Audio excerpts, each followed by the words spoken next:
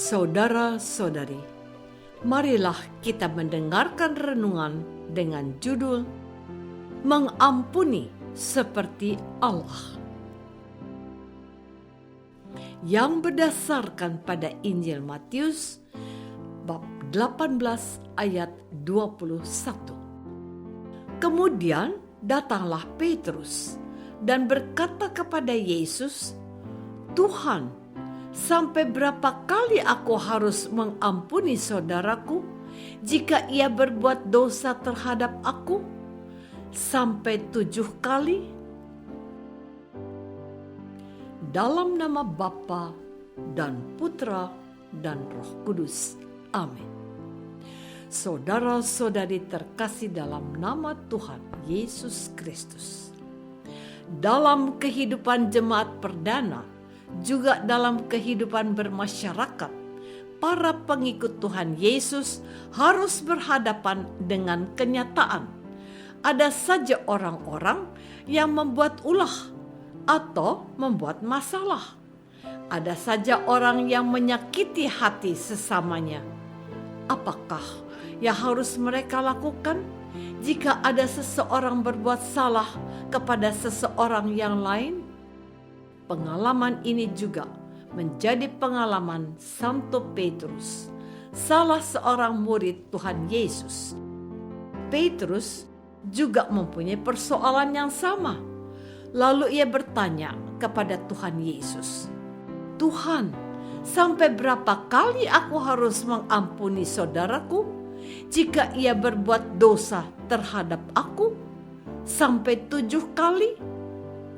Yesus berkata kepadanya, "Bukan, aku berkata kepadamu, bukan sampai 7 kali, melainkan sampai 70 kali 7 kali. Kalau dihitung jumlahnya, ada 490 kali. Banyak ya? Apa memang harus sebanyak itu kita mengampuni orang yang berbuat dosa terhadap kita?" Lalu, untuk menjelaskan maksudnya, Tuhan Yesus memberikan perumpamaan tentang kerajaan surga. Saudara-saudari terkasih, kerajaan surga itu seumpama seorang raja yang hendak mengadakan perhitungan dengan hamba-hambanya yang berhutang padanya dan harus melunasinya. Karena hamba itu tidak bisa melunasinya, ia dibebaskan dari hutangnya yang banyak itu.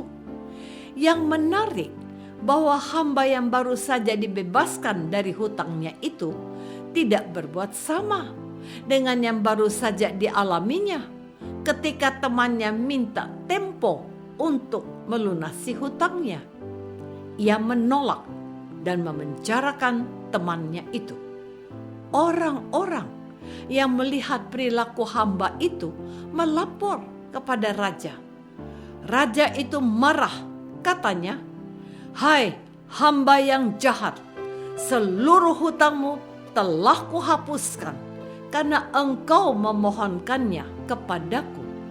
Bukankah engkau pun harus mengasihani kawanmu seperti aku telah mengasihani engkau?" Orang yang tidak memahami kemurah hatian raja itu akhirnya dihukum. Lalu penginjil Matius mengedepankan sikap Tuhan Yesus yang bersabda, "Maka Bapa-Ku yang di surga akan berbuat demikian juga terhadap kamu apabila kamu masing-masing tidak mengampuni saudaramu dengan segenap hati." Maka menjadi jelas sekarang apa yang dikatakan Tuhan, bahwa Petrus harus bisa mengampuni orang yang berbuat jahat kepadanya dengan tulus ikhlas dan tanpa batasan, yaitu sampai 70 kali 7 kali banyak. Saudara-saudari terkasih, Mengampuni sampai 70 kali 7 kali itu tidak dimaksudkan banyaknya kita mengampuni seseorang yang bersalah kepada kita, melainkan mau ditunjukkan bahwa orang Kristen harus memiliki watak ilahi Tuhan, Bapa yang Maha Rahim. Dia adalah yang mengampuni siapa saja yang datang kepadanya dan memohon ampunannya. Tabiat ilahi itu dapat kita temukan dalam diri Tuhan Yesus. Juga hal itu ditunjukkan kepada Petrus yang telah menyangkalnya sebanyak 3 kali. Lebih daripada itu, karena Petrus sungguh-sungguh mengasihi Yesus lebih daripada yang lain. Tuhan Yesus mempercayakan gerejanya dengan bersabda, "Gembalakanlah domba-dombaku." Tuhan Yesus tidak menghukum wanita yang kedapatan berbuat zina. Tuhan Yesus menerima Zakheus yang dianggap orang berdosa, dan ia berkenan mampir dan dijamu oleh Zakheus. Disalib pun Tuhan Yesus mengampuni mereka yang telah menyalibkannya. Ia menjanjikan Firdaus kepada penjahat yang bertobat dan disalibkan bersama dengan dirinya. Banyak contoh lain lagi yang dapat kita temukan dalam Injil suci tentang kemurahan hati Allah yang ditunjukkan oleh Tuhan Yesus.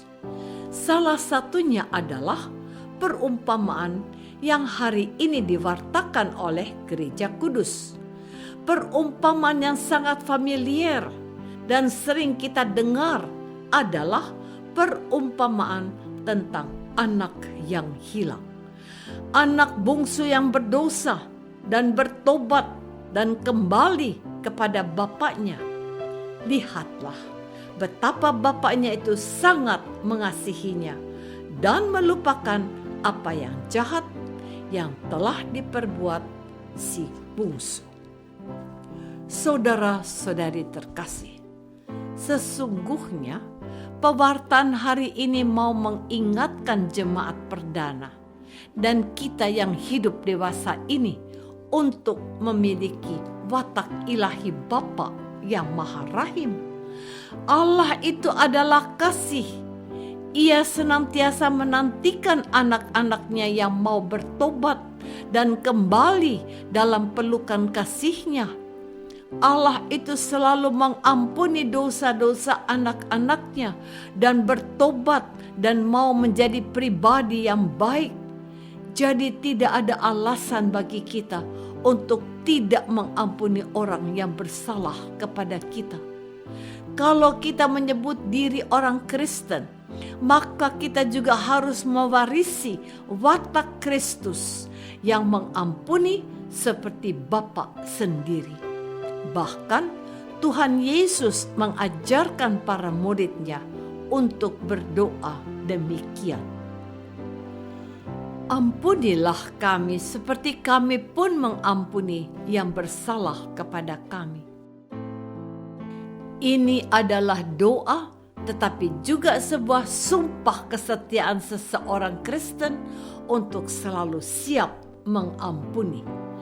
Ketika seseorang bertanya kepadaku, apa yang menjadi ciri seorang Kristen? Aku menjawab, dia adalah orang yang mengasihi, tetap mengasihi sekalipun diperlakukan tidak adil, mendoakan orang yang membencinya. Inilah identitas seorang Kristen. Ia dididik untuk mengasihi dan mengampuni seperti Bapa di surga, apapun keadaannya. Kita harus bisa mengampuni seperti Allah telah mengampuni kita. Apakah aku sudah berusaha untuk tidak membenci orang yang bersalah kepadaku? apakah aku juga berdoa untuk bertobatnya orang yang berbuat tidak adil kepadaku? Marilah kita berdoa. Bapa yang Maha Rahim, betapa besar kasih-Mu kepada kami, sehingga Engkau mengampuni dosa-dosa kami. Kami mau berusaha mengikuti teladan Tuhan Yesus yang mengajarkan kami untuk mengampuni. Dialah Tuhan pengantara kami. Amin. Semoga kita semua selalu dinaungi dan dibimbing oleh berkat Allah yang Maha Kuasa, Bapa dan Putra dan Roh Kudus. Amin.